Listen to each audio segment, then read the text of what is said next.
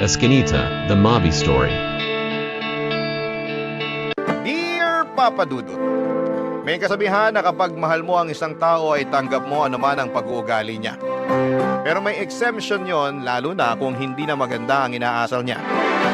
At bilang partner niya, responsibilidad mo na pagsabihan siya sa maayos na paraan upang maitama anumang ugali na hindi nakabubuti sa kanya.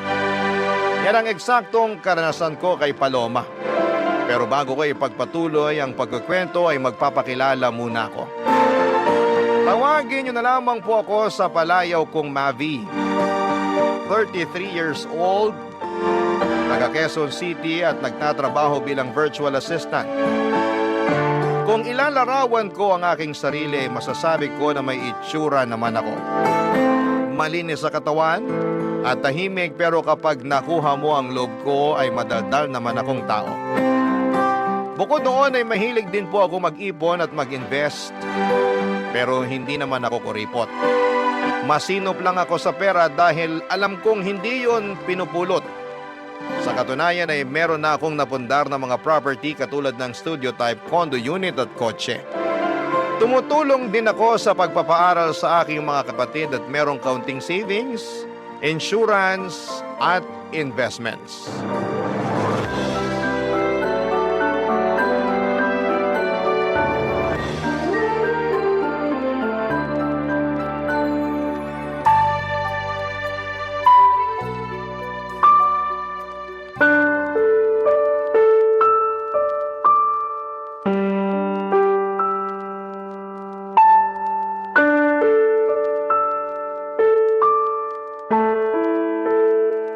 Babe, bakit mo ginawa yun?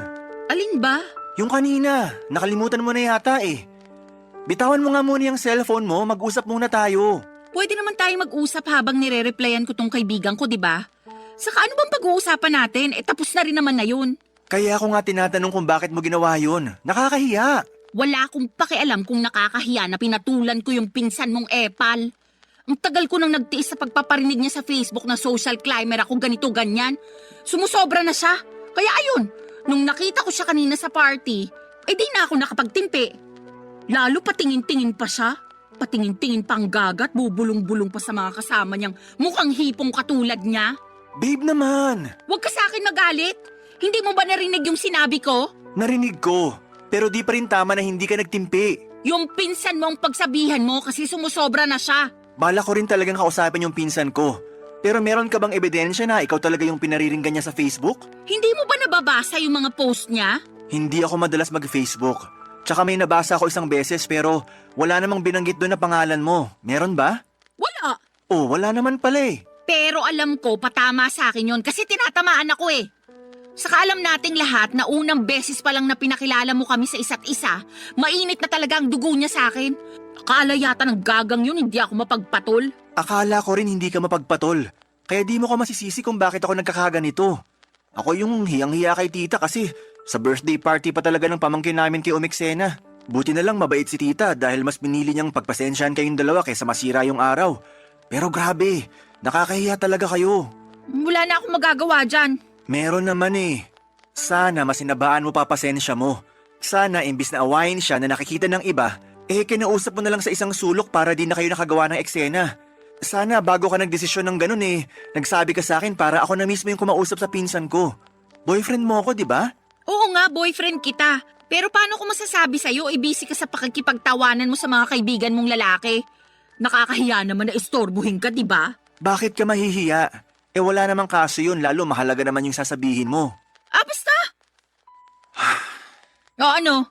Sasabihin mo na naman na hindi mo akalain na papatol pala ako. Pwes, sorry kung hindi ako perpekto. Paloma naman, hindi ganyan ang ibig kong sabihin. Tsaka wala namang pinanganak na perpekto sa mundo, di ba? Oo, pero yun ang pinapalabas mo at yun ang nararamdaman ko. I'm sorry. Sorihin mong mukha mo, masama yung loob ko sa'yo. Bakit naman? Alam mo naman yun, tatanong-tanong ka pa. Dati ka bang baliw? Ano ba namang klaseng pananalita yan? Ay, sorry kung na-offend ka. Buti pa iwanan mo na lang ako rito sa room. Gusto ko mapag-isa. Pumunta ka na lang muna sa pamilya mo, baka hinahanap ka na nila At pag nakita mo yung pinsan mong epal, sabihin mo hindi ko siya aatrasan kahit saan kami abutin. Masyado ng mapapel. Tupiin ko siya sa 8 dyan eh. Papadudot 6 na buwan na kaming magkarelasyon ni Paloma at pinakilala siya sa akin ng kaibigan ko. Nagustuhan ko naman siya agad dahil nasa kanya na halos lahat ng tipo ko sa isang babae. Noong bago pa lamang kami ni Paloma ay napakatahimik niya at mahiyain. Pero habang tumatagal ay nagiging madaldal na siya at kung ano-ano ng bagay ang ginagawa niya. Isa na nga doon ang pagiging palaaway at palapatol niya sa lahat ng bagay. Hindi lang naman ang pinsan ko ang pinatulan niya. Mahilig din siyang makipagbangayan online at mag-comment ng kung ano-ano sa isang post. Kaya nga hiyang-hiya ako sa nangyari sa birthday party ng pamangkin ko. Buti na lang at hindi palaaway ang pamilya namin kaya pinagpasensyahan at pinalagpas na lamang nila ang ginawang eksena ng girlfriend at pinsan ko. Pero humingi ako ng dispensa at sa kabilang banda ay kinausap ko ang aking pinsan tungkol sa akusasyon ni Paloma. Bagay na pinabulaanan naman niya. Mas lalo lang tuloy akong na-stress sa kanilang dalawa, Papa Dudut. At wala rin naman akong gustong kampihan kaya nga naggalit at nagtampo sa akin ng girlfriend ko.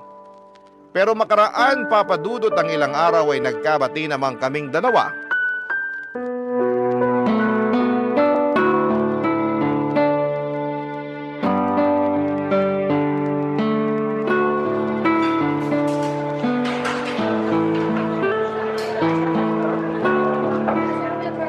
Thank you ah. Saan? Sa panlilibre mo sa akin. Nung nakaraang araw pa ako takam na takam sa burger at fries na to. Alam mo namang hindi ako basta-basta makakabili ng cravings ko dahil magkukulang yung sahod ko para sa pamilya ko. Oo, alam ko yun. Tsaka maliit na bagay lang naman tong panlilibre ko. Boyfriend mo ako, di ba? Sana sinabi mo na nung nakaraan ka pa pala nagka-crave rito para nabilhan kita. Hindi na, nahihiya rin kasi ako sa'yo. Ikaw naman? Totoo naman yun. Lagi ko kasing naiisip na ikaw yung taya sa mga labas at gala natin. Ay, kailan kaya ako makakapag-ambag ng mas malaki-laki ano? Pag nakaluwag ka na. Pero saka mo na yun isipin. Sabi ko nga boyfriend mo ko at ako ang lalaki sa relasyon. Walang kaso sa akin na maglabas ng pera kung para rin naman sa'yo. Thank you. Pero kainis talaga maging mahirap. Hirap na akong magtipid at magpigil na unahin ang sarili ko dahil sa pamilya ko. Buti sana kung thankful sila sa akin. Kaso hindi naman. May nangyari na naman ba sa bahay nyo? Oo Kanina lang bago ako umalis para makipagkita sa'yo. Nagalit na naman si nanay kasi kaunti lang daw yung binigay kong sweldo. Di raw makakabili ng 10 kilong bigas at masarap na ulam. Lagi na lang daw noodles at dilatang sardinas na bibili niya. Kaya nagagalit yung kuya kong batugan. Magagawa ko. Malaki kaltas ko ngayong cut-off Alam naman nila yan, bakit nagugulat pa sila? Tapos yung tatay ko nagtatampo kasi hindi ko man lang daw siya mabigyan ng pera pang yosi. Ayos lang ba siya? Ako pa ba bibili ng pambisyo niya? Nakakaloka? Sige lang, magkwento ka lang. Yung kuya kong batuga nangungutang sa akin, panghulog ng motor niya. Sana all may motor, di ba? Kukuha-kuha ng hulugan tapos sa akin ipapakargo kapag nagigipit sa bayaran. Lakas din talaga ng tama Di ba may trabaho naman ng kuya mo? Meron, pero kulang-kulang pa rin daw kasi sinusustentuhan niya yung 3 anak niya sa iba't ibang babae. Galing no? Napakalandi ng kuya ko. Ay, kaya pala stress na stress ka nung nakita kita kanina. Oo, medyo lang. Pinautang mo ba kuya mo? Syempre hindi. Kaya lang pinagsabihan akong maramot at hindi raw maaasahan. Ay, kaloka. Nang galaiti talaga ako pagkarinig ko nun. Para akong bulkang sasabog anumang sandali. Saka wala na akong pera para pautangin siya, no? Ano siya, hilo? Nang hihingi pa nga sa akin ng pamproject sa school yung bunso namin. Syempre, mas inuna ko na yun kaysa sa kanya. Grabe rin talaga yung kuya mo. Wala na sa lugar ang mga pinagsasasabi. Lahat sila ganun sa bahay. Ay! Siguro maliban na lang sa bunso namin. Kasi bata pa yun. At yun lang yung kasundo ko. Kaya lang, mas lamang talaga ang stress ko sa pamilya ko. Lalo pag wala na kaming pera. Ang unfair lang din talaga dahil malakas pa naman yung parents ko pero ang kukupad. Mula nang magkatrabaho ako, umasa na talaga sila sa akin. Hindi na naawa na nagkakandakuba na ako sa pagtatrabaho para lang buhayin sila. Uy, napakamalas ko talaga. Alam mong hindi totoo yan. Totoo yon. Mahirap lang talaga paniwalaan kasi hindi ikaw yung nasa posisyon ko. Di tulad ko, solo mo pera mo, di ba? Tumutulong din naman ako sa pagpapaaral sa mga kapatid ko. Oo nga, pero hindi ka naman obligado kasi may business yung mga magulang mo. May pera kayo at kaya pa rin nila kayong buhayin. Hindi katulad namin kasi ako lang talaga yung dapat bumuhay sa pamilya ko. Kaya nga kahit itong cravings ko, hindi ko talaga mabili. Malapit na talaga akong masiraan ng ulo. Kung may magagawa lang sana ako para tulungan ka. Alam mo, meron. Ano yun? Ibahay mo na ako. Mag-live-in na tayo para makaalis na ako sa toxic kong pamilya. Papa Dudut, nagtatrabaho bilang private company employee si Paloma at sakto lang ang kinikita niya. Siya ang breadwinner sa kanila kaya wala talaga siyang maitabi para sa sarili. Kaya nga sa abot ng makakaya ko ay binibilhan ko si Paloma ng mga pangangailangan at kaunting luho niya. Pero hindi ko naman kayang saluhin ang lahat, lalo na yung tungkol sa toxic niyang pamilya. Kaya naisipan niya na mag-live-in na kami pero nag-alangan ako dahil sa paniniwala kong mag-asawa lang ang dapat na magkasama sa iisang bubong. Dahil doon ay naggalit na naman sa akin si Paloma. Tapos ay paulit-ulit pa akong inuusig ng aking konsensya tungkol sa mga posibilidad na sinasabi ng girlfriend ko na baka mangyari sa kanya pag hindi pa siya nakaalis sa kanila. Halimbawa noon ay baka tuluyan na siyang mabaliw o masiraan ng ulo. Kaya nga pinag-isipan ko ng mabuti ang plano niyang pagtira kasama ko. At agad ko yung pinaalam sa aking mga magulang, Papa Dudut. Barangay Love Stories. Barangay Love Stories. Papa Dudut, pinaintindi sa akin ng mga magulang ko na ayos lang na tumira kami ng magkasama ni Paloma sa isang bubong, lalo na at alam din nila ang sitwasyon ng girlfriend ko sa pamilya niya. At mas nanaig ang awa nila sa kanila kesa sa paniniwala na kinamulatan namin. Relihiyoso kasi kami pero unti-unti ay nabawasan at nagbago naman yon. Dahil sa iba't ibang kadahilanan, kaya nga pumayag na ako makipag-live-in kay Paloma, pero may kondisyon. Bale, hindi kami magkatabi sa isang kama at sa sofa ako matutulog. Nung una ay pinagtawanan pa ako ni Paloma pero nung pinaliwanag ko sa kanya na gusto kong pangatawanan ng paniniwala ko, ay wala na rin siyang nagawa pa. Sabay pa rin naman kaming kumakain, magkasamang nanonood ng TV o di kaya ay nagluluto ng aming pagkain. Pero sa abot ng makakaya ko ay pinipigilan ko ang aking sarili na maging sobrang malapit sa kanya. Kaya lang isang araw ay nagpaalam sa akin si Paloma na gagabihin at huwag ko na raw siyang hintayin. Lalabas daw kasi sila ng mga katrabaho niya. Bagay na wala namang kaso sa akin para na rin makapag-unwind siya. Pinilit ko pa rin siyang hintayin pero sa inabot na lamang ng madaling araw ay wala pa rin siya. Kaya nakatulog na ako sa sofa at nagising na lamang noong maramdaman kong may humahawak sa aking pagka-lalaki, Papa Dudut.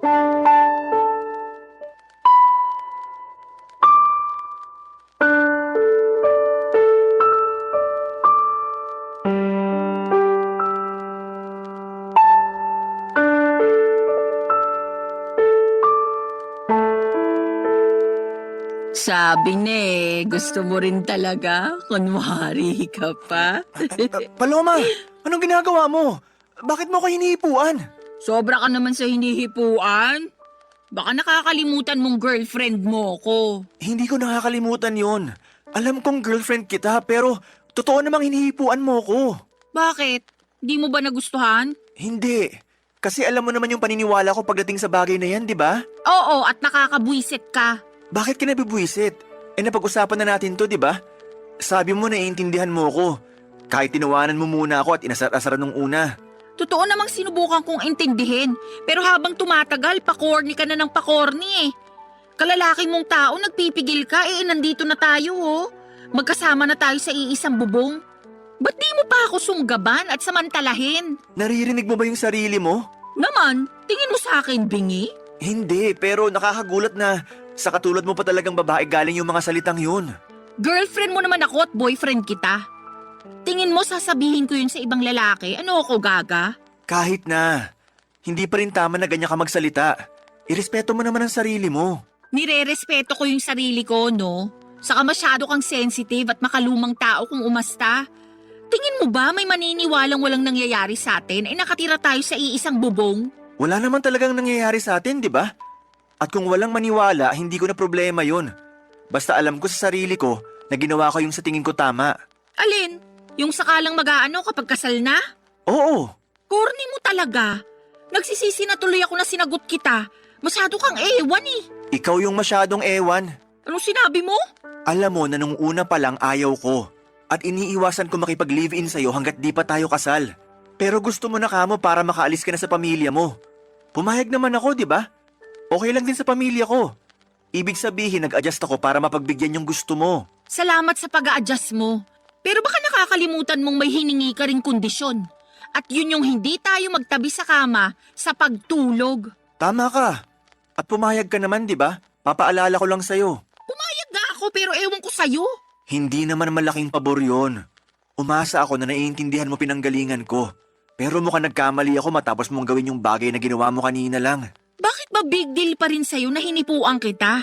Mukhang gusto mo rin base sa reaksyon ng ano mo kanina. Hindi ko gusto. At natural na reaksyon lang ng katawan yun. Di ko yun mapipigilan. Sus, natural na reaksyon daw. Totoo naman eh. Para kang tanga. Kalalaki mong tao, ikaw pa yung iwas ng iwas sa ganyan. Hindi ako sanay Daig mo pa yung babae kung umasta. Nasasaktan ako sa mga sinasabi mo sa akin. Kinumpara mo pa ako sa iba. Sensya na, pero ano magagawa ko? Sinasabi ko lang kung ano yung nasa isip ko. Hindi lahat ng naisip mo dapat mong sabihin. Lalo na kung makakasakit ka lang din ng kapwa. Hindi ka lang pala makalumang tao, balat sibuyas ka rin. Ay nako, ewan ko sa'yo Paloma. Ay, mas ewan ko sa'yo. Pakaarte mo. Babae na nga yung lumalapit sa'yo, ayaw-ayaw ka pa dyan. Sure na ba yan? Sige na, try lang natin. Please lang, tigilan na natin tong usapang to. Nakainom ka eh. Mabuti pa matulog ka na doon. Inaantok na rin ako. Uy, kainis ka talaga. Para kang ewan. Siguro, ayaw mo lang talaga sa akin, no? Alam mong hindi totoo yan. He, ewan ko sa'yo. Papadudot kahit na masama ang loob ko kay Paloma dahil sa ginawa niya ay mas masama pa rin ang loob niya sa pagtanggi ko sa kanya. Hindi naman kasi ganun yon, hindi sa ayaw ko siya pero iniiwasan ko lang talaga na may mangyari sa amin lalo na at hindi pa kami kasal. Alam ko baka tawagin niyo kong hipokrito at nagmamalinis dahil magka-live-in na kami ni Paloma pero ginagawa ko lang ang alam kong tama at nararapat gawin bilang isang lalaki. Kaya lang ay hindi yon maintindihan ni Paloma at gulat na gulat ako sa ugali niyang yon. Lalo pang nadagdagan ang sama ng loob ko nang insultuhin niya ako at ang paniniwala ko. Pero alam ko na meron lang din siyang pangangailangan kaya nagawa niya ang bagay na yon. In short ay pinatawad ko si Paloma at pinalagpas ko ang mga nangyari. Doon ko na naisip na mag-propose ng kasal sa girlfriend ko, bagay na walang pasubanin niyang tinanggap. Papadudot mahal ko si Paloma at masaya ako dahil ikakasal na kami. Kaya lang ay makalipas ang isang linggo ay merong nangyari, papadudot.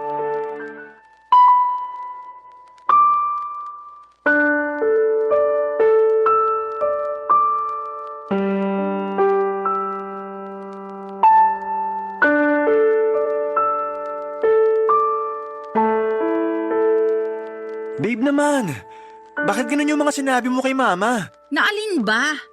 Na feeling ko nagkukulang ka na sa akin kasi hindi mo nabibigay pangangailangan ko? Na-stress na ako pero hindi ka makaramdam? Di mo man lang ako matanong kung anong gusto ko o kung saan ko gustong pumunta para mag-relax?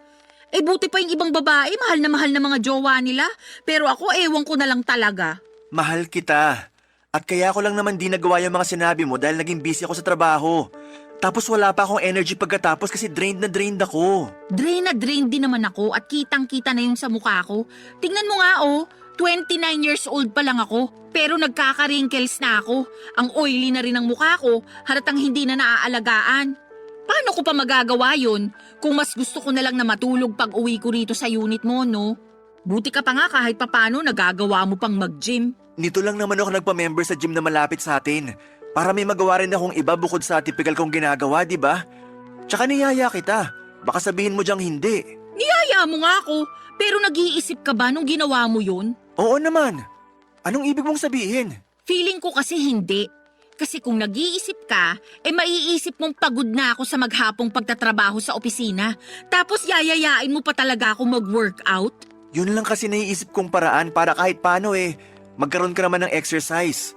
Lagi mo kayang nirereklamo sa akin na masakit na likod at puwet mo kauupo sa opisina nyo. Tapos sabi mo pa, ang taba-taba mo na kaya naisip ko, what if magpamiyembro tayo sa gym para makapag-workout ng sabay, di ba? Tsaka maganda rin yung benepisyo ng exercise, hindi lang sa katawan kundi maging sa isip na rin. Pag pinagpapawisan ako gumagaan pakiramdam ko. Ikaw yun. Hindi naman lahat ng tao pare-pareho. Baka imbis gumaan ang pakiramdam ko pag ginawa ko yung sinasabi mo, di na ako makapasok sa opisina kinabukasan dahil sa sakit ng katawan. Sabihin mong hindi, nung unang 3 araw mo na nag-workout, hindi ka nga makabangon kasing sakit-sakit ng katawan mo. Maswerte ka lang talaga kasi work from home ka kumusta naman ako, di ba? Bakit ba napunta doon yung usapan? Ang issue rito yung pagrarant mo kay mama. Lumabas pa tuloy na pinababayaan kita. O bakit, hindi ba? Sa kamama ko na rin siya, lalo't magiging asawa na kita. Kanino ako magrarant? Sa lola mo, patay na yun. Paloma naman! Totoo naman patay na lola mo, di ba? Oo, pero di mo na kailangan banggitin yung tungkol doon. Para ka namang ewan Kung ano-ano na lang sinasabi mo. Siyempre, may bibig ako kaya may sasabihin talaga ako. Ang akin lang naman sana, ako yung una mong kinausap para nalaman ko't na itama kung may maliman. At nagawa ng paraan yung mga pagkukulang ko sa'yo. Yan tayo Gusto mo talaga sinasabi sa'yo yung dapat automatic ng ginagawa mo? Natural. Kaya ka nga may bibig para makapagsalita, di ba? Ikaw may sabi niyan kani-kanina lang. Ano pang silbi niyan kung di mo gagamitin sa tama? Ay, sumusobra ka na talaga. Ako pa yung sumasobra. Ikaw tong parang ewan dyan. Tsaka tayo yung nasa relasyon, kaya dapat sa atin pa lang inaayos na natin yung issue. Hindi na kailangan malaman nila mama. Tsaka na lang pag di na talaga natin kayang ayusin. Ano na lang sasabihin nila? Na hindi ako marunong magdala ng relasyon? Na pinababayaan kita, ganun ba? Alam natin na hindi yan totoo. Kasi mahal kita, Paloma. Papadudot aaminin kong hindi ako natuwa dahil nakarating pa sa mama ko ang mga reklamo ni Paloma. Para sa akin, ako ang unang tao na dapat niyang kausapin tungkol sa bagay na yon at hindi ang mga magulang ko. Nakakahiya kasi lalo na at meron rin silang sariling problema para problemahin pa mga reklamo ng girlfriend ko. Kaya nga hiyang-hiya ako sa mama ko dahil sa nangyari. Pero at the same time ay thankful din kasi pinayuhan niya ako kung ano ang dapat gawin upang maging mas maayos ang relasyon namin ng girlfriend ko.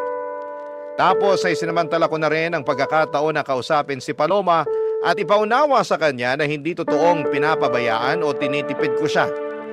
Kung nabawasan man ang oras at pera na naibibigay ko sa kanya ay dahil lamang nag-iipon ako na para sa pangkasal namin. Kaya lang ay ewan ko ba sa girlfriend ko kung bakit pakiramdam niya ay pinagdadamutan ko siya. Para wala ng away ay ako na lamang ang nag-adjust.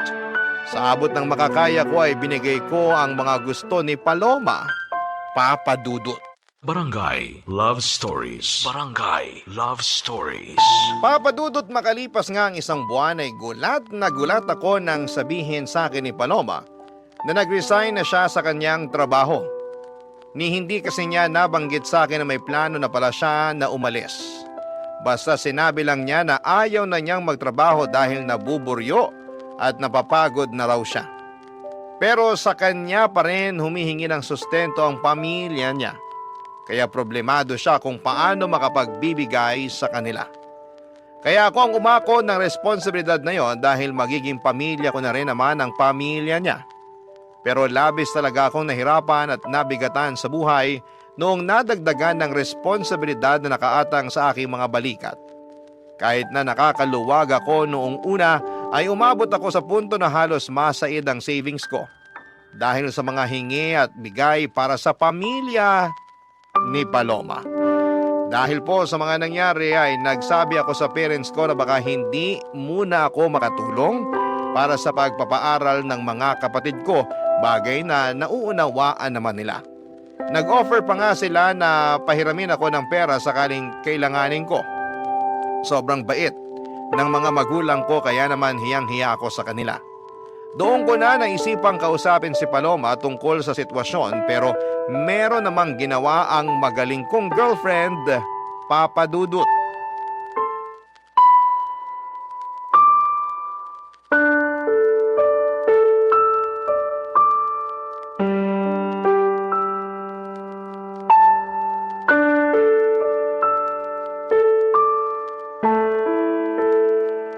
Paloma, anong ginawa mo? Ha? Anong ginawa ko? Wala akong ginagawa rito ha. Pwede ba? Hindi ito yung panahon para sarkastikuhin mo ako. Seryoso yung tanong ko sa'yo. Kasi nalaman ko lang naman na ang damit ang laki ng utang ko sa bangko. Oh, problema ko ba yun kung ikaw naman pala yung may utang? Ako nga. Kasi sa akin nakapangalan yung credit card na ginamit mo, kakaswipe sa mga bagay na gusto mong bilhin. Bakit ka nagagalit? Nakalimutan mo bang pinahiram mo sa akin yung credit card mo? Para ka mo may magamit ako kapag may gusto akong bilhin? O ayan, ginamit ko lang kasi nga may bibilin ako, di ba? Pero di ko naman akalain na haabot ng ganun kalaki yung magiging utang ko sa credit card. Ano bang pinagbibili mo, ha? Mga bag. Alam mo namang gustong-gusto ko ng mga bag, lalo na yung mga branded. Sawang-sawa na kasi ako sa mga pipitsugin at class A. Gusto ko yung pangrampa naman. Yung mapapasabi talaga ng wow yung mga makakakita. At saan ka naman rarampa? Lagi ka namang andito sa condo unit. Grabe ka naman. Lumalabas din naman ako kasama ng mga dati kong katrabaho, lalo tuwing Biyernes ng gabi. Siyempre, kailangan ko rin ng social life dahil baka mabaliw na lang ako rito sa condo mo, no? Bukod sa mga bag, ano pang binili mo gamit credit card ko? Mga sapatos lang naman. Anong mga sapatos lang naman? Kaya pala sandamakmak na yung sapatos mo. Dalawa lang naman yung paa mo. Sobra ka naman magsalita. Siyempre, salit-salitan ko naman sinusuot yung mga yan, ano? Ikaw ang sobra. Kasi di ka marunong magtipid. Ano pa, bukod sa mga bag at sapatos? Ha? Bakit ba gusto mo pang isa-isahin ko? Hindi mo ba nabasa yung mga statement of account? Sagutin mo na lang. Kasi gusto ko sa'yo mismo nang galing. Oo na. Ano pa ba? Yung flight namin next month na mga kaibigan ko. Flight papunta saan? Sa Hong Kong. Alam mo namang pangarap kong makapag-ibang bansa, di ba? Plano namin puntahan yung sikat na amusement park doon, yung... Paloma naman! Bakit ba kasi? Tanong-tanong ka pa. Sige nga. Paano ko ngayon babayaran tong mga kinaskas mo sa credit card ko? May trabaho ka naman, di ba? Ang laki-laki pa nga ng sweldo mo, kayang-kaya mo na yan. Malaki ang sweldo ko pero malaki rin ang mga gastusin ko. Baka nakakalimutan mo na cargo ko pa pamilya mo. Hindi ko nakakalimutan yon. Sa lagay nanunumbat ka, ganon. Magiging asawa mo na nga ako, di ba? Ibig sabihin, ang pera mo, pera ko na rin. Ang pamilya ko, pamilya mo na rin. Masyado kang mapanumbat. Hindi naman ako nanunumbat. Tsaka ngayon lang ako nagsalita. May narinig ka ba sa akin nung mga nakaraan? Wala, di ba? Pero para sa kaalaman mo, nahihirapan na rin ako. At kahit na anong gawin kong pagkatrabaho, kulang na kulang pa rin sa laki ng gastusin natin. Kaya nga sana matuto ka magtipid. Hindi naman kita pinagdadamutan, pero ipaalam mo muna sa akin kung may gusto kang bilhin para mapag-isipan nating mabuti. Hindi naman mahirap gawin yun, di ba? Hindi. Pero lahat na lang ba kailangan kong ipagpaalam sa'yo? Kung ganun lang din, sana hindi mo na binigay yung credit card mo sa akin para ipagamit. Di raw nanunumbat. Pero ano yung mga sinasabi mo? Porke wala akong trabaho, ganyan mo na ako tratuhin? Dinamay mo pa ang pamilya ko? Tama ba yun? Lagot ka talaga. Isusumbong kita sa nanay mo. Papadudot, sabihin na po nating sumabog na ako sa galit ng mga panahong yon. Kaya hindi ko na napigilan ang aking bibig na makapagsalita ng hindi maganda sa girlfriend ko. Pero pinagsisihan ko naman yon at inihingi ng tawad sa kanya. Kaya lang ay matigas ang puso ni Paloma at gusto niyang palabasin na inagrabyado ko siya. Na masakit daw akong magsalita, mayabang at mapagmataas. Porke ako ang kumikita sa aming dalawa. Totoo naman na ako pero hindi ako kailanman nagyabang at nagmataas sa kanya. Sa abot ng makakaya ko at pangunawa ay sinusustentuhan ko siya. At ang pamilya niya habang nag-iipon ng pangkasal namin at pinagsasabay na bayaran ang iba pang mga gastusin sa araw-araw naming pamumuhay. Kaya naman alam kong ako ang agrabyado rito at may karapatan akong magsabi ng mga hinanakit ko. Aaminin kong hirap na akong pakisamahan si Paloma dahil napakabigat niyang dalhin. At sa araw-araw na lamang na ginawa ng Diyos ay palala ng palala ang kanyang pag-uugali, Papa Dudut.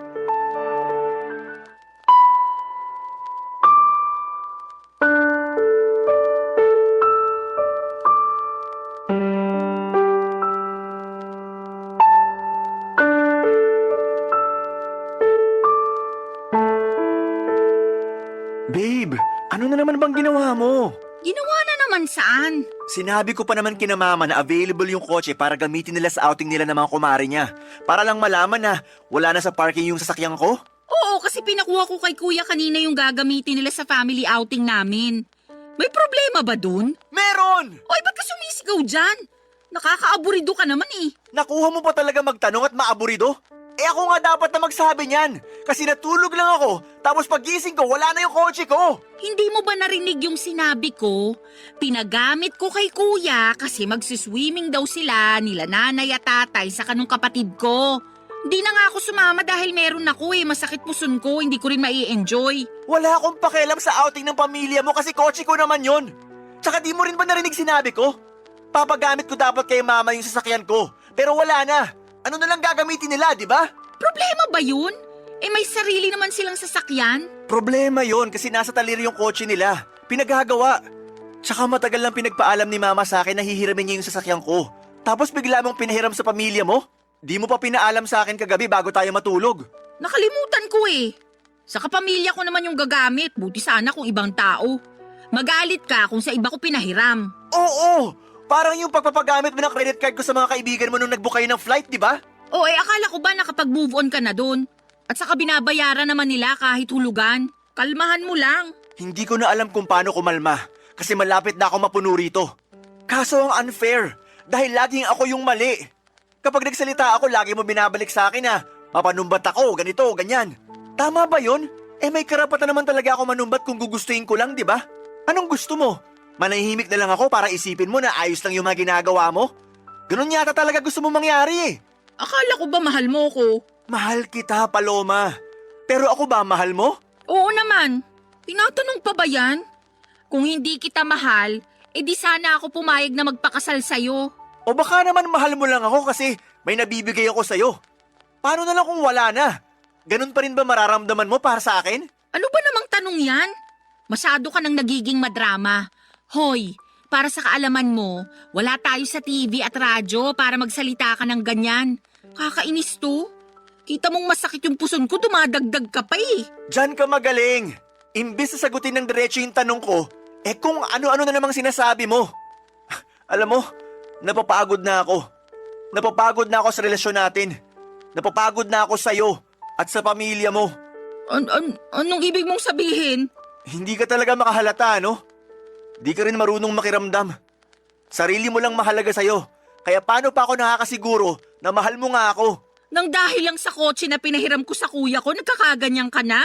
Ang malala, nag-historical ka pa talaga. Inungkat mo lahat Saka kung sa usapang pagod lang naman, mas pagod kaya ako sa'yo. Pagod ka saan? Sa relasyon natin? Oo, kasi pakiramdam ko kinokontrol mo ko. Ipapaalala ko lang sa'yo hindi pa tayo mag-asawa. At kahit mag-asawa na tayo, wala ka pa rin karapatang diktahan yung buhay ko. Bigla ko tuloy na miss maging malaya. Yung walang iniisip o pinoproblemang mababaw na issue. Sige, simula sa araw na to, malaya ka na. Ha? Anong sabi mo? Sabi ko, simula sa araw na to, malaya ka na. Kasi nakikipaghiwalay na ako sa'yo. Tapos na tayo. Papa Dudut, nagmakaawa pa sa akin si Paloma na bawiin ko ang pakikipaghiwalay ko sa kanya. Pero naging matigas ako ng mga panahong yon. Kahit na apektado na ako sa pag-iyak at paghingi niya ng paulit-ulit na sorry, ay tinatagan ko ang sarili ko upang tiisin siya. Sobra na kasi ang mga ginagawa niya sa akin na pinalagpas at pinagpasensyahan ko lang. Siguro'y panahon na rin para bigyan ko ng pabor ang aking sarili na maging malaya mula sa mga responsibilidad ko sa kanya. Walang nagawa si Paloma noong nakipaghiwalay na talaga ako sa kanya. Agad niyang inimpake ang mga damit niya at umalis sa condo unit ko. Aaminin kong gusto ko siyang pigilan, pero may isang bahagi sa akin na nagsasabing wag na akong kumuha ng bato na ipupukpok ko lang din sa ulo ko. Kaya lang ay may mga sandali pa rin talaga na nakokonsensya ako sa pakikipaghiwalay ko kay Paloma, lalo na at malapit na kaming ikasal. Sana'y mapayuhan ako ng mga kabarangay natin kung tama bang bawiin ko ang pakikipaghiwalay ko sa dati kong kasintahan at mag-umpisa ulit kami ng bagong buhay o pangatawanan ko na lamang at umanap ng ibang babae na mas mabuti para sa akin. Aaminin ko na mahal ko pa rin si Paloma. Hanggang dito na lamang ang sulat ko, Papa Dudut. Maraming salamat po sakaling mapili po ninyong i-ere ang kwento ng buhay ko. God bless and more power sa Barangay Love Stories.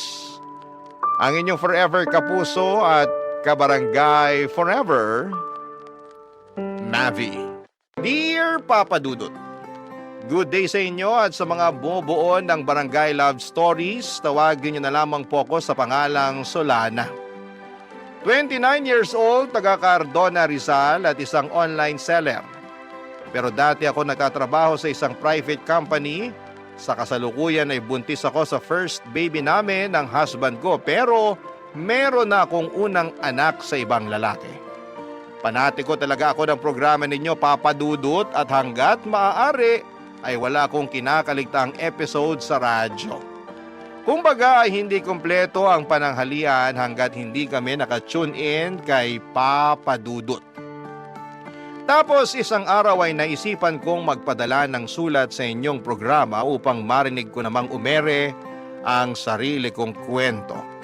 Kahit naman paano ay merong makukuhang aral at inspirasyon ang mga kabarangay natin sa mga karanasan ko sa buhay. Magsisimula ang lahat taong 2023 kung saan ay sa edad kong 27 years old ay gustong-gusto ko nang mag-asawa. Kaya lang ay wala pa nga akong boyfriend noon, bagay na nakadagdag pa sa aking frustration. At palagi ko yung sinasabi sa aking nanay, Papa Dudut.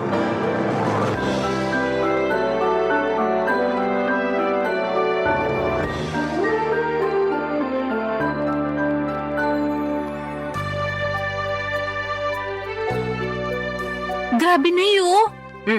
Anong grabe? Yung classmate ko nung elementary at high school, mag-aapat na yung anak. Tignan niyo yung post niya dito sa Facebook. Pinakita niya yung pregnancy test niyang positive. Dami nga nag-congrats sa kanya. Talaga? Tingin nga. Guling, di ba? Kasing edad mo lang din yan, ano? Mas matanda po ako ng 1 taon sa kanya. Ibig sabihin, 26 years old pa lang siya tapos nakaapat na anak na? Mismo. Naku, napakasipag naman nila mag-asawang gumawa ng bata. Hayaan mo na po, buhay naman nila yan eh. Sa bagay, mahalaga lang naman dun hindi napapabayaan yung mga bata. Kahit mag-anak pa sila ng 100, ayos na ayos lang. Grabe naman po sa 100. Aba, nangyayari naman yun Kami nga 18 magkakapatid, di ba? Mas grabe pala kayo, Nay. Ay, ewan ko sa'yo, Solana. Minsan napaka-OA mo. Sobra naman po kayo. Oh, totoo naman. Diyan pa lang sa mga reaksyon mo, akala mo unang beses mo palang narinig na 18 kami magkakapatid. Sensya na po. Hala, kinasal na pala siya? Sino? Ito po dati kong katrabaho. Nagpunta na rin po siya dito sa bahay ng birthday niyo. Siya lang talaga in-invite ko noon kasi okay naman siyang kasama. Natatandaan ko nga na katulad mo wala pa rin siyang asawa nun. Pero masaya naman ako kasi sa wakas kinasal na siya. Masaya rin po ako. Pero sobra naman kayo sa pagsasabi na katulad ko wala pa siyang asawa. Noon yon kasi ngayon kasal na siya. Sa katotoo naman na wala ka pa rin asawa, di ba? Pati nga boyfriend, wala pa rin Kaya nga medyo nalungkot po ako. Ha? Bakit? Kasi tumatanda na ako pero wala pa rin ako nakikilalang lalaki na mamahalin at gugustuhin pakasalan. Ay, Ayoko pong tumandang dalaga at mamatay na hindi pa nararanasan ang sarap ng buhay. Pinagsasasabi mong sarap ng buhay ang hirap kaya magkaanak lalo na sa panahon ngayon, ano? Napakamahal ng mga bilihin at serbisyo. Kung mahirap ka, dapat manahimik ka na lang sa isang tabi. Siyempre, pagsisikapan naman po namin na magiging asawa ko yung pamilya na bubuuin namin. Hindi namin ipaparanas sa magiging anak namin yung hindi magandang buhay. Sa bagay, di naman kita mahahadlangan kung ramdam mo na dyan sa mga buto-buto mo na gusto mo nang mag-asawa at bumuo ng sarili mong pamilya. Kahit na mahirap ang buhay, masarap pa rin na meron kang asawa at mga anak. Kaya, sige, humayok at maghanap ka na ng magiging boyfriend. Siguraduhin mo lang na yung mapipili mo yung lalaking responsable, marunong sa pamilya, mabait, may pangarap, hindi lang para sa sarili, kundi lalong-lalo na sa inyong magiging anak nyo at higit sa lahat, hindi mapanakit. Nako, subukan ka lang niyang saktan, lalatiguhin ko pati mata niya. Si nanay talaga, wala pa nga eh. Sinasabi ko lang sa'yo yung gagawin ko kapag maling lalaking napili mo, kaya ayusin mo paghahanap ng matinong mapapangasawa ha. Boyfriend po muna, wala pa nga akong boyfriend eh. Kala ko, diretso kasalan kasi atat na atat ka na dyan eh. Nay talaga, O bakit? Totoo naman sinasabi ko sinabi ko bang hindi? Buti na yung nagkakaliwanagan. Masyado talaga kayo mapangasar. Para namang di mo ko kilala. Mapang-asar talaga ako at nasa iyo na lang kung maaasar ka. Pero seryoso nak, kung anong magpapasaya sa'yo, gawin mo. Marami-rami ka na ring sinakripisyo para sa pamilya natin. Panahon na para mapagtuunan mo naman ang pansin ng sarili mong buhay. Papa Dudut, masyado kasi akong naging tutok sa pagtulong sa pamilya namin simula mawala ang aming tatay. Bata pa kami noon na talagang ginapang kami ni nanay sa paghahanap buhay. At bilang panganay sa 3 magkakapatid ay sadya kong kinalimutan ang pagla-love life at ang aking sarili.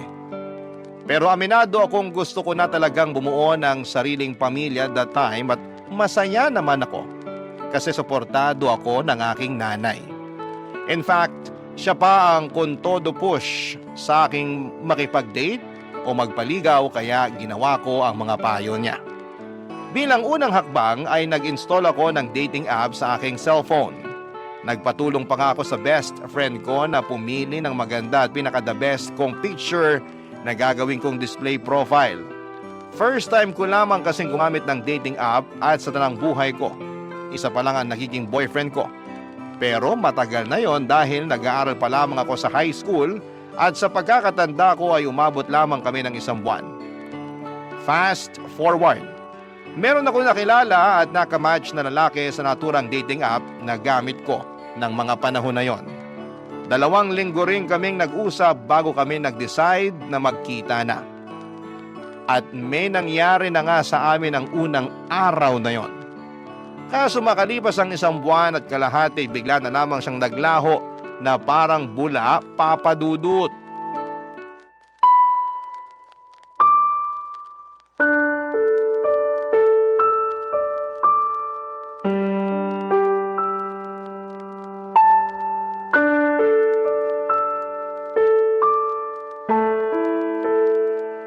Nay, minulto niya ako. Sino? Yung lalaki na kilala ko online at naka-date. Minulto niya na ako. Paanong minulto? Bakit? Namatay na ba siya? Nay naman eh. Pinatay mo naman agad yung tao. Sabi mo kasi minulto ka, kaya anong iisipin ko kung di namatay na pala yung tao, di ba? Yun na nga. Kaso buhay na buhay pa po siya. At ang ibig sabihin ko sa minulto, naglaho na lang siya bigla na parang bula. Bigla na lang siyang hindi nagparamdam. Hindi ko na matawagan. At hindi na rin siya nagre-reply sa mga text ko. Naku, minulto ka nga. Sumalangit nawa. Nay naman eh. Sabi mo sa akin, nagkakamabutihan na kayo, di ba? Opo. Akala ko rin papunta na kami sa pagiging mag-boyfriend-girlfriend kasi okay naman yung date namin. Nagsabi pa nga siya na plano niya akong ligawan at pumayag naman ako. Kaya lang... Kaya lang ano? Nawala siya bigla pagkatapos siya makuha sa akin yung pagkababae ko. Hala ka, ibig mo sabihin, sinabi mo ng perlas ng silanganan? Opo. Ako, nalintikan na. Teka, Nay, nasusuka ako. Ay, sinasabi ko na nga ba? Pumunta ka doon sa lababo. Doon ka sumuka. Naku. Ay, hindi kaya buntis ka? Pwede po ba yun? Oo naman. May nangyari sa inyo kamo. Tapos nagkakaganyan ka. Malamang buntis ka. Ay, niregla ka na ba? Hindi pa nga po eh. Mag-iisang linggo na. Nalintikan na talaga. Paano nga po kung buntis ako? Ano nang gagawin ko? Bigla akong tinakasan ng tatay ng anak ko. Hindi ko alam kung anong gagawin mo, pero siguraduhin mo muna na buntis ka nga. Mag-ano ka? Mag-pregnancy test. Ayoko po. Anong ayaw mo pinagsasasabi mo dyan? Natatakot po ako eh. Paano kung positive? Wala na tayong magagawa dyan. Saka na lang natin isipin kung ano yung susunod natin gagawin kapag totoo na buntis ka nga. Pesting buhay naman oh. Ngayon pa talaga nangyari to kung kailan bigla namang nawala yung nakabuntis sa akin. Kasalanan mo rin naman kasi. Sana bago ka bumuka ka dyan, sinigurado mo muna na gumamit ng proteksyon yung lalaking yon. Oh, kita mo nangyari.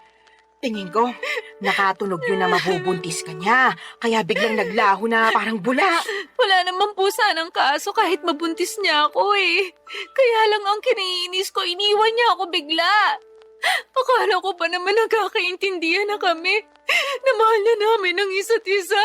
Pero mukhang hindi po pala ganon. Hindi talaga. Kasi nakuha na niya yung gusto niya sa'yo. Napakasama niyang tao. Sinabi mo pa. Sana makarma siya sa pangiiwan niya sa'yo at sa magiging anak niyo kung totoo nga na buntis ka. Kinakatakot ko lang po na baka hindi ko kayanin. Alin? Yung pagbubuntis ko po.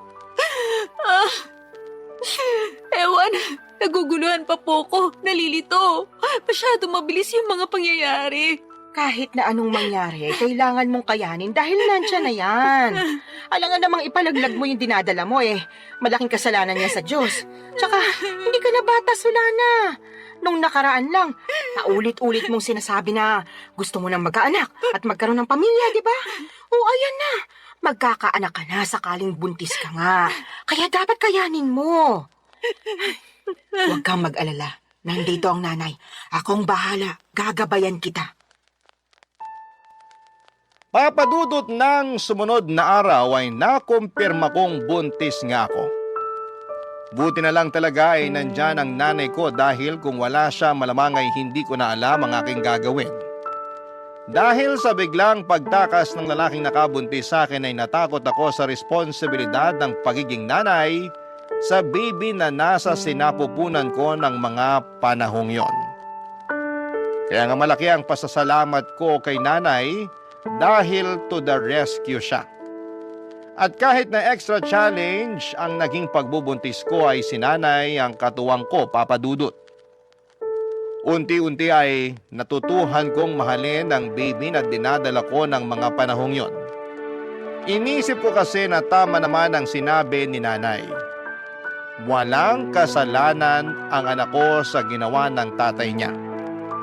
Sadyang meron lamang mga lalaki na hindi marunong magtaguyod ng pamilya. Nasa una lang magaling at duwag naman sa responsibilidad. Malas lamang ako kasi ganong klase ng lalaki ang natagpuan ko, Papa Dudut. Barangay Love Stories. Barangay Love Stories. Papa Dudut, makaraan ng 9 na buwan ay naipanganak ko ng malusog ang aking panganay. Nag-leave ako noon sa opisinang pinapasukan ko at noong matapos yun ay agad na rin ako nagbalik trabaho. Kailangan ko nang magdoble kayod upang matustusan ang pangangailangan ng anak ko. Alam ko na simula maging nanay ako ay dapat huli ko nang isipin ang aking sarili dahil laging unang-una ang kapakanan ng baby ko. Kaya lang ilang buwan pa lamang akong nagtatrabaho ulit ay nakaramdam na ako ng matinding kapaguran. At hindi yon yung klase ng pagod na nawawala kapag pinahinga mo, kundi naghahalo-halong pagod mentally and physically.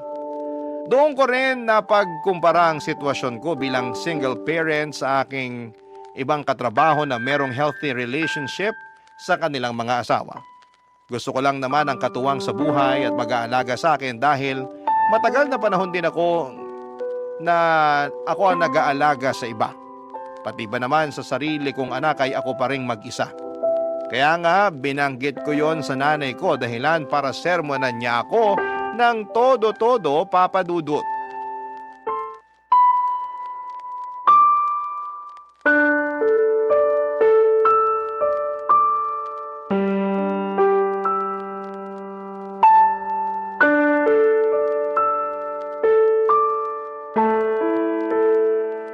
Nay, pagod na po ako.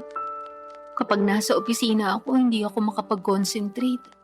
Lagi akong lutang at nakatulala. Kaya nga nasisita ako ng boss ko at isang beses natawagan na ng pansin. Pero anong magagawa ko? Gusto ko na lang umuwi nung time na yon at magmukmuk sa higaan. Kaso alam ko hindi ko naman yun magagawa dahil kailangan kong alagaan yung anak ko pagdating ko rito sa bahay. Medyo mahirap nga yung pinagdaraanan mo, anak. Pero wala ka naman magagawa kasi kailangan mo magtrabaho pa rin para sa anak mo. Yun na nga po Imbis na sana nagpapahinga na lang ako rito sa bahay natin. At ako na yung nag-aalaga sa baby ko, kailangan ko pang umalis para magtrabaho. Thankful po ako na inaalagaan niyo yung anak ko. Pero ewan ko ba? Ano ba kasing problema?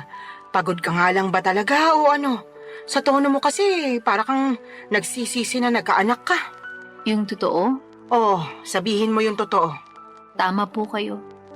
Nagsisisi po ako na nagka-baby ako. Sula na naman! Kung naiintindihan lang ng anak mo yung sinabi mo, malamang magtatampo yung bata. Sarili niyang ina, pinagsisisihan siyang sinilang sa mundo. Ano pong magagawa ko kung yun ang nararamdaman ko? Wala, di ba? Tsaka bago kayo magsalita ng ganyan, iintindihin niyo muna yung pinagdaraanan ko. Naiintindihan ko yung pinagdaraanan mo dahil nanay din ako. Partida, isa pa lang yung anak mo. Tapos kayo, 3 pa nga na inirek ko.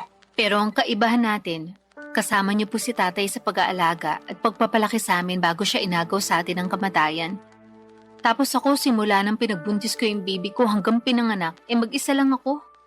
Ewan ko kung nasa ng lupalop ng impyerno na napunta yung tatay ng batang yan. Nakakagigil lang talaga pag naaalala ko. Huwag mo namang sisihin yung anak mo sa katarantaduhan at pagiging irresponsable ng tatay niya sa'yo. Sino pong sisisihin ko? Napapagod na po ako magtiis at magkunwari na ayos lang yung lahat. At saka inggit na ako sa mga kasamahan ko sa opisina na merong mabubuting kinakasama at asawa. Ha? Bakit naman? Siyempre, ako wala. Kaya napatanong na lang ako sa Diyos kung bakit ang unfair niya sa akin. Hindi naman ako makasalanang tao Nagpapakitino naman ako sa abot na makakaya ko. Pero bakit pinarusahan niya pa rin ako? Sobra ka naman! Para mo na rin sinabing pagpaparusa yung pagkakaroon mo ng anak. Totoo naman po. Ay, maghinay-hinay ka nga sa mga sinasabi mo. Kawawa naman yung anak mo, Wala pa siyang kamuwang-muwang sa mundo, tapos pinag-uusig na agad siya ng sarili niyang ina. Yun po kasi yung nararamdaman ko. Ano pong magagawa ko? Meron kang magagawa. Sana pinigilan mong maisip yan. Para hindi mo na naramdaman kasi maling-mali yan. Doon pa lang sa mainggit alam mong hindi na magandang katangian yun. Sana ganun lang kadali yung gusto niyong mangyari. Wag kasi puro sarili mo yung isipin mo, lalo may anak ka na. Dapat pag nanay ka na, isang tabi mo yung nararamdaman mo at pagtuunan ng pansin yung anak mo. Paano ko nga po magagawa yun kung napapagod na ako? Ay, sana talaga hindi na lang ako pumayag na ituloy yung pagbubuntis sa batang yan. Aray ko! Bakit yung ako binatukan, Nay? Nagtatanong ka pa talaga kung ano-ano yung sinasabi mo dyan. Kinabutan ka nga! Hindi naman kasalanan ng apo ko na nabuo siya dahil sa kapusukan niyo Tapos sasabihin mo na sana hindi mo na lang tinuloy yung pagbubuntis mo sa kanya. Sumusobra ka na talagang babae ka!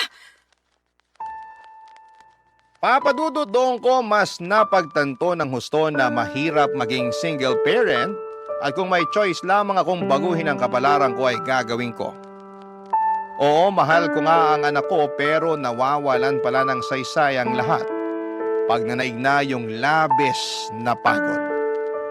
Tinanim ko sa isipan ko na ang aking anak dapat ang priority ko bago ang sarili ko, pero mas nanaig sa akin ang kagustuhan na makatagpo ng lalaking na magiging katuwang ko sa buhay at mag-aalaga sa akin bilang kapareha niya at kung loloobin ay may bahay.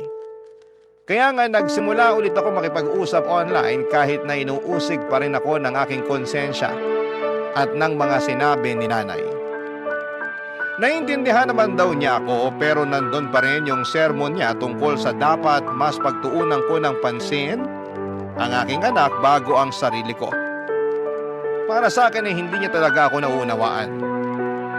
Hindi nagtagal ay meron akong nakausap na lalaki sa dating app at mabilis lang din kaming nagkapalagayan ng loob, Papa Dudut.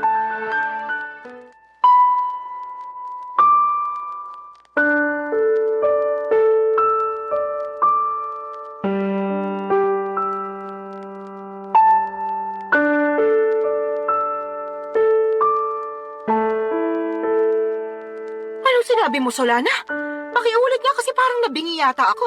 Nay naman eh. Ulitin mo kundi mababatukan kita. Sabi ko po, willing akong sumama sa lalaking nakakausap ko kung yayayain niya akong makipag-live-in sa kanya. Anong sinabi mo? Sasama ka sa lalaking yun eh. Paano yung anak mo? Sige nga. Yun nga po ang gusto kong pag-usapan natin. Kasi hindi ko masasama yung anak ko. Hindi ko pa nga sinasabi sa kanya na may anak na ako kasi, ewan, ayoko lang. Pakiramdam ko pag ginawa ko yun, baka mawalan siya ng gana sa akin. Kasi bihira lang naman yung lalaki na nakakagusto at sumiseryoso sa mga single mom. Kahit na. Mahalaga pa ba yon? Opo, mahalaga yun kasi mahal ko na siya. Sa lagay, mas pipiliin mo pa yung lalaking yun kaysa sa sarili mong anak, Solana. Hindi ko naman po inaalis yung pagiging nanay ko sa anak ko. Gusto ko lang po magsimula ng panibagong buhay. Magsimula ng panibagong buhay na hindi kasama yung anak mo, ganun ba? Opo, Kanino mo naman iiwan yung apo ko, Aber? sa inyo po. Ay, anak ka naman ng teteng. Ayaw niyo po ba? Napakagagamong babae ka. Ano ba namang pag-iisip meron ka? May pasabi-sabi ka pa na hindi mo inaalis pagiging nanay mo sa anak mo pero ipapaalaga mo sa akin. Kahit na mahal ko yung apo ko, ikaw pa rin na nanay niya yung dapat na mag-alaga sa kanya. Alam ko naman po yun. Pero hindi ko na po siya kayang alagaan. Ano bang pinagsasasabi mong babae ka? Paano hindi mo kayang alagaan eh? Hindi naman mahirap alagaan yung anak mo. Napakabait niyang bata, normal din siya. Walang karamdaman, kaya paano mo nasasabi yan? Tatapatin ko na po kayo, Nay. Ayoko na po sa anak ko na yan kasi bunga siya ng pagkakamali. Oo, wala siyang kasalanan. Pero hindi ko lang talaga siya mapigilang sisihin sa ginawa ng tatay niya sa akin nung araw. At kahit na anong gawin ko paulit-ulit lang na bumabalik yung pangiiwan sa akin ng lalaking yun sa tuwing nakikita ko yung anak namin. Kaya sabihin niyo, paano ako makakausad? Gusto ko nang kalimutan yung pangyayaring yun. At ito lang yung paraan na pwede kong gawin. Napakapangit ng paraan mo sa totoo lang. Pangit na po kung pangit, pero desperado na ako. Tsaka wag po kayo mag-alala, kasi susustentuhan ko pa rin naman yung anak ko. Magtatrabaho pa rin ako ng mabuti para sa kanya. Pwede ka namang magtrabaho ng mabuti nang hindi mo siya kinakailangang iwanan sa akin eh. Ewan ko ba naman sa'yo, nak? Bakit ganyan ka mag-isip? Awang-awa tuloy ako sa anak mo kasi nagkaroon siya ng nanay na katulad mo. Para sa kaalaman mo ha, hindi lang perang pambili ng pangangailangan niya yung dapat na binibigay mo sa anak mo. Kailangan din niya ng pagmamahal mula sa'yo. Pero hindi ko na nga po kayang ibigay yun sa anak ko. Kaya kayo na lang po yung magbigay nun sa kanya. Naniniwala naman po ako na marami kayo nun sa puso nyo. Yung sa akin kasi, ubus na para sa anak ko. At kung meron man pong natitira, konti na lang. Tapos para na lang yun sa sarili ko. Mahirap namang magbigay ng pagmamahal sa iba kung hindi ko uunahing mahalin yung sarili ko, hindi ba? Ibang klase mga katwiran mo, bulok at baluktot. Papa Dudut, parang kinurot ang aking puso sa iyak ni nanay dahil sa naisip kong iwanan ang anak ko sa kanya para makisama sa lalaking nakilala ko online. At kahit na sinusustentuhan ko pa rin naman ang bata ay hindi pa rin sapat yon. Pero kahit na anong gawin kong pagsaalang-alang sa sitwasyon ay nadaig pa rin ako ng aking damdamin. Mas nanaig ang kagustuhan kong sumama sa lalaking nakilala ko at magsimula ng panibagong buhay. Alam ko po na maraming magagalit sa akin ng mga kabarangay natin dyan at may mga magsasabi na hindi ko naman talaga mahal ang anak ko. Mahal ko ang anak ko pero mas mahal ko ang aking sarili ng mga panahong yon. At kahit na pangit pakinggan, Paano ko makapagbibigay ng pagmamahal sa iba kung hindi ko naman uunahing mahalin ang sarili ko, kahit nakapalit noon ay ang pagtakas sa responsibilidad ng pagpapakananay sa aking panganay, Papa Dudut. Barangay Love Stories. Barangay Love Stories. Papa Dudut, hindi nagtagal ay sinagot ko na nga ang lalaking nanliligaw sa akin at makaraan lang ang isang buwan ay niyaya na niya akong makipag-live-in. Bale, tumira kami sa Taytay Rizal dahil doon naman siya nagtatrabaho.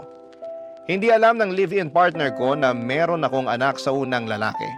At sa totoo lang ay gusto ko na talagang hindi niya malaman, pero alam ko na wala namang lihim na hindi nabubunyag. Kaya sa huli ay inamin ko sa kanya ang totoo dahilan para maggalit siya sa akin. Hindi dahil may anak ako sa ibang lalaki kundi dahil hindi raw ako naging tapat sa kanya nung una pa lamang. Naiintindihan ko naman ang pinanggagalingan ng galit niya, kaya humingi ako ng tawad. Hindi niya rin ako natiis dahil mahal niya ako at ang tanging hiling lang niya ay ipakilala ko sa kanya ang anak ko, kaya sinama ko siya sa bahay ng nanay ko sa Cardona, Rizal. At laking gulat ko dahil masayang masaya siya pagkakita sa aking anak. Kaya lang ay marami pa rin kaming bagay na hindi pinagkakasunduan habang nagpapatuloy ang aming pagsasama. Katulad na lamang noong isang beses na nag-away kami dahilan para mag-alsa balutan ako't umuwi sa aking nanay, Papa Dudut.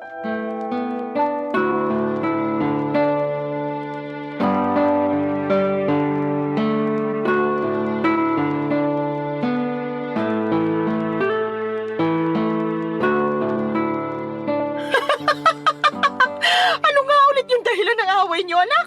Sinabi ko na po, di ba? Paulit-ulit kayo eh. Hindi ko nang mapigil. Bakit ba? Kaya sabihin mo na kasi ulit. Sige po, pero last na to ha.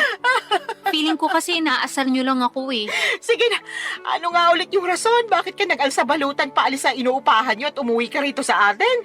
Nag-away po kasi kami nung kinakasama ko dahil binuksan ko yung delata ng paborito pala niya tapos inulam ko. Dilata lang pala, tapos pinag-awayan niyo na. Grabe, hindi ako makapaniwala para kayong mga bata. Hindi ko naman po kasi Ay, sinasadya naku. nung mabuksan yun. At saka siya naman may sabi na mag-ulam na lang daw ako ng delata dahil hindi nga siya nakapagluto. Nagkataon na overtime ako sa work. Tapos siya naman nagbago oras ng shift niya. Kaya umalis siya na maaga. Syempre, bilang wala na ring lakas magluto pa, naisip ko nga magbukas na lang ng delata. Ano ba kasing delata yon? Sardinas ba? Corned beef po, yung medyo mamahali na brand. Hindi mo ba alam na paborito niya yon? Alam ko po na paborito niya yun, pero hindi ko naman akalain na magagalit siya sa akin ng gusto dahil lang sa dilatang yun. As in, galit na galit siya. More on, tampo na para bang batang nagmamaktol yung lolo niyo. Akala mo kung sinong inapi. Ginising pa talaga ako para pagdabugan, matapos yung makitang nasa basurahan na yung delata na inulam ko kagabi. Nagkataon na isang piraso na lang yun, tapos plano niya raw ulamin pag uwi niya. Anong ginawa mo pagkatapos? Syempre, nagalit din ako kasi para siyang tanga. Kagigising ko lang nun tapos naalimpungatan pa ako sa sigaw niya. Tapos bubungaran niya ako ng sermon kesyo ganito ganyan. Aba, hindi rin po ako nagpatalo. Kaya sinagot ko siya para ipagtanggol yung sarili ko.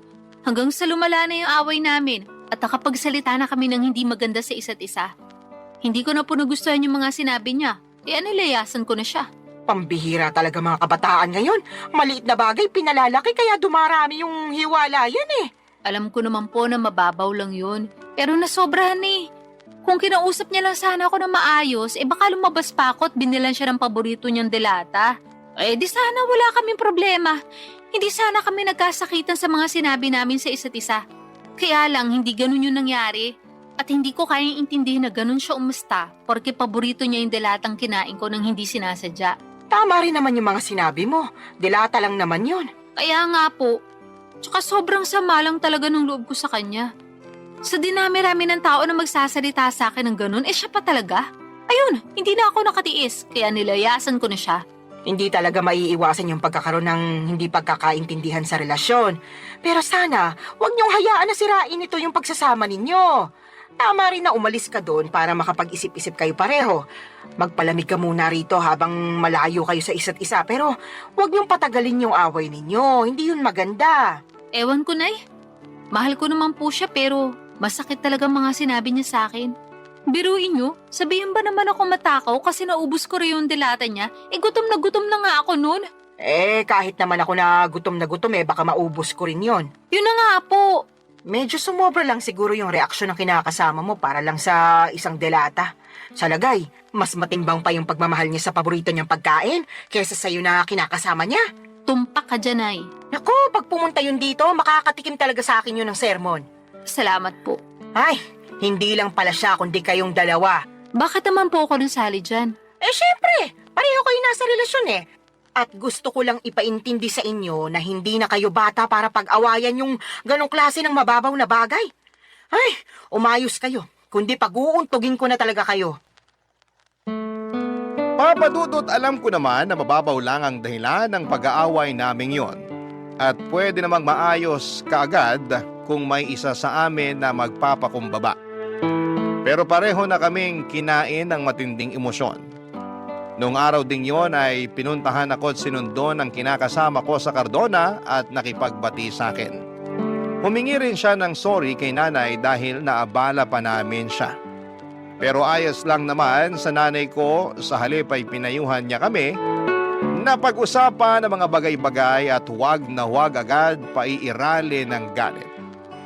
Kaya nga ginawa namin ang lahat para ayusin ang pakikipagkomunikasyon sa isa't isa para hindi na maulit ang mga nangyari.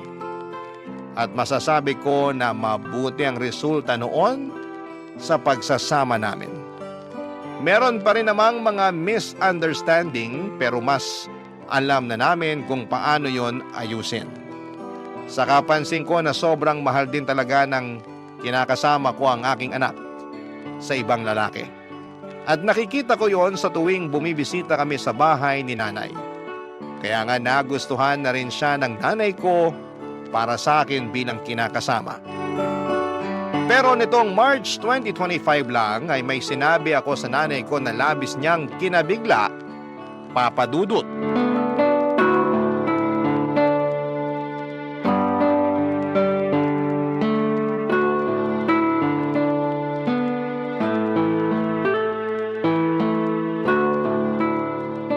Nay, may sasabihin po ako sa inyo.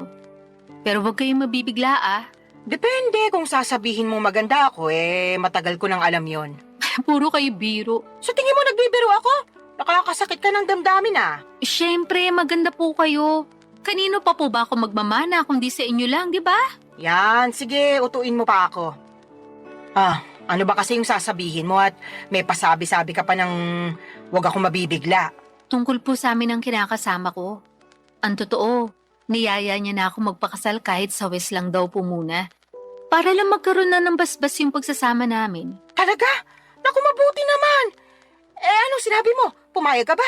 Siyempre, opo. Tuwang-tuwa nga ako Ako rin tuwang-tuwa kasi sa wakas ikakasal ka na, nak. Dati-rati, pangarap mo lang yung maikasal tapos ayan na, mangyayari na. Kaya nga malaki talagang pasasalamat ko sa Diyos. Kasi dininig niya yung panalangin ko, nabigyan niya ako ng matinong lalaki. Yung magiging asawa ko, magiging tatay ng mga anak namin at makakasama ko hanggang tumanda kami. At nangyari na nga yun. Buti na lang naging matyaga ka sa paghihintay. Opo, pero may isa pa po pala akong sasabihin. Meron pa bukod sa sinabi mo na ikakasal ka na? Ganun na nga po. O sige, ano ba yon? Pinag-usapan po namin ng kinakasama ko. Nakukunin na namin yung anak ko at isasama sa inuupahan namin. Gusto po niya na isang buong pamilya na kami at handa naman siyang ampunin yung bata para siya na ang kilalaning ama.